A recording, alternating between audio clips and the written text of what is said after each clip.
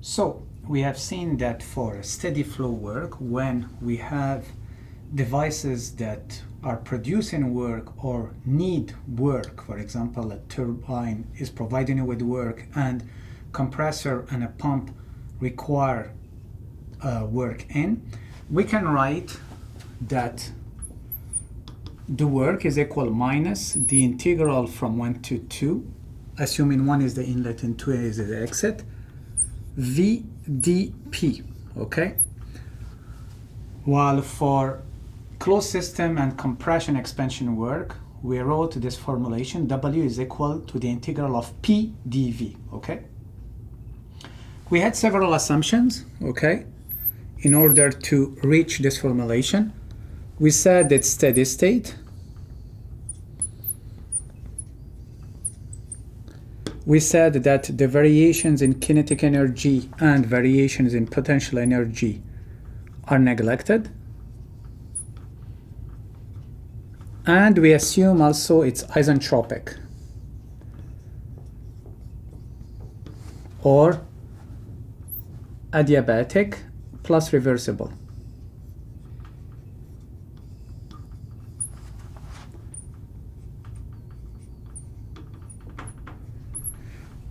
Now we can use this for a turbine, a compressor, and a pump, okay? But it's not really useful for for compressors and for turbines, okay? I will explain why. So we said that this can be used for a turbine, for a compressor, and for a pump, okay? So why it's not useful for a turbine and a compressor? So typically turbines, okay, so that we'll be using, will be using a gas, okay, superheated vapor, or directly, let's say in a Brayton cycle, we'll be using air. A compressor is usually designed for a gas, so we'll be putting this is for a gas, while a pump is used for a liquid. Now, an important thing is that a liquid, because it's incompressible, so the specific volume doesn't change much. So for a liquid, V is almost constant, while for a gas, it's not the case. V is not constant when you change the pressure, because a gas is compressible. So because here for the liquid V is constant, we can use this formulation and write, for example, the work of a pump is equal to minus the integral from 1 to 2 of V dP. But we said that it's incompressible because it's a liquid, so V constant. So we can write it's minus V, 1 or 2, because it's incompressible.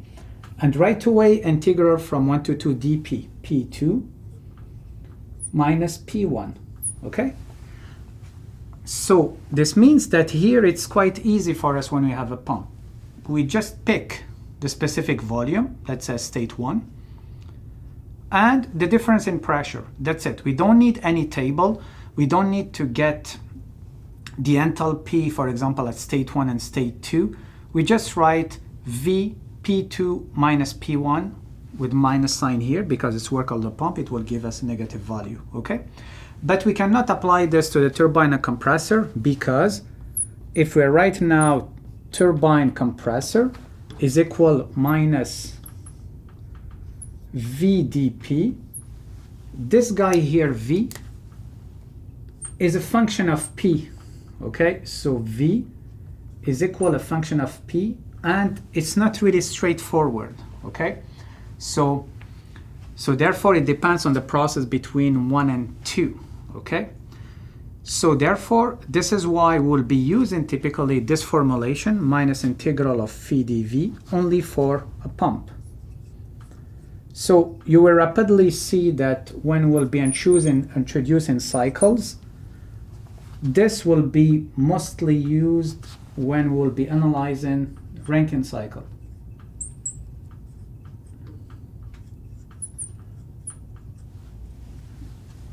because in the Rankine cycle we will have a pump and we just use minus Vp2 minus P1, okay?